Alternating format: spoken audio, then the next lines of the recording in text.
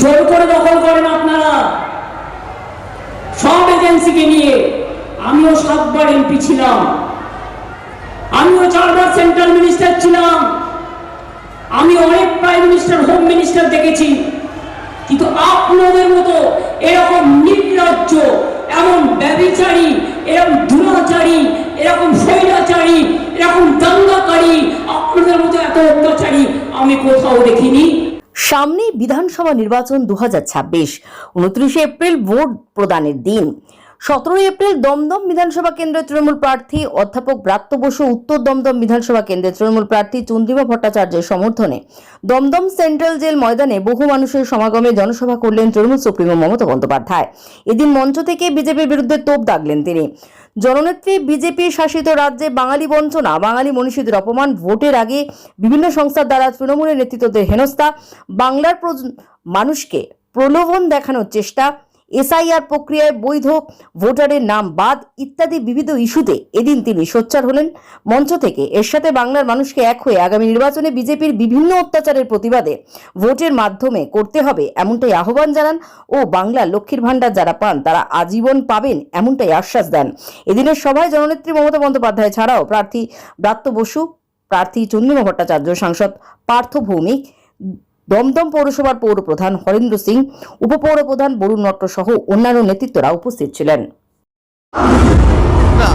আজকে তো একটা ঐতিহাসিক মিটিং মুখ্যমন্ত্রী এখানে করে গেলেন দমদম সেন্ট্রাল জেলে মাঠে। এই মাঠে প্রত্যেকবারই মুখ্যমন্ত্রী আসে এবং উনি এখানে আসা মানে দমদম, উত্তর দমদম আশেপাশে যত এলাকা আছে তার বিরাট প্রভাব পড়বে এবং সবকটাতেই তৃণমূল কংগ্রেস প্রার্থী জিতবে, এটাই বলার।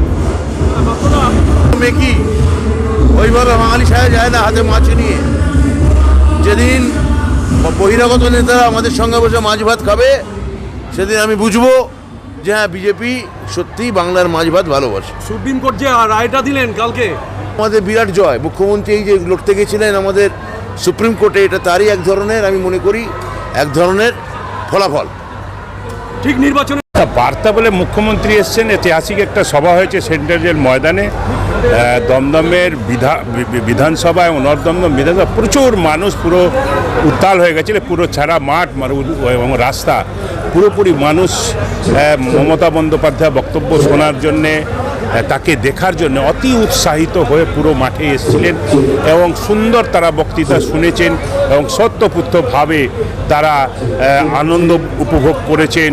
আমাদের সম্মানীয় মুখ্যমন্ত্রী মমতা বন্দ্যোপাধ্যায় বক্তব্য শুনে তারা আজকে যারাই যাচ্ছেন কর্মী সমর্থকরা তারা সবাই কিন্তু দিদিকে অনেক অনেক ধন্যবাদ জানাচ্ছেন এবং শপথ নিয়েছেন কি আমরা দমদম নর্থ দমদম বিধানসভায় 2021 সালে যার ছিল তার থেকে ডবল ভোটে আবার 2 প্রার্থীকে বিজয়ী করে আমরা বিধানসভায় পাঠাবো। 3 বার থেকে দেখছি, 2021-এর আগে দেখেছি, 2015-র আগে দেখেছি, এটাও দেখেছি।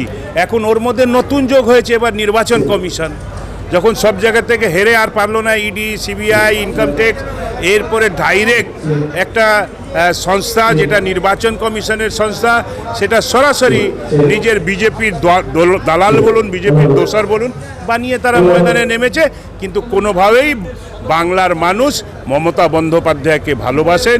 মমতা বন্দ্যোপাধ্যায়কে ছেড়ে আর কারো কাছে বাংলার মানুষ যাবেন না।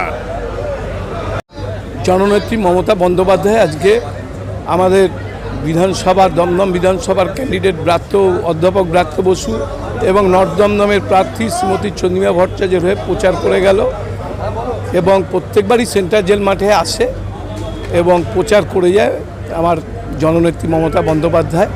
আমরা অনেক বেশি ভোটে জিতব।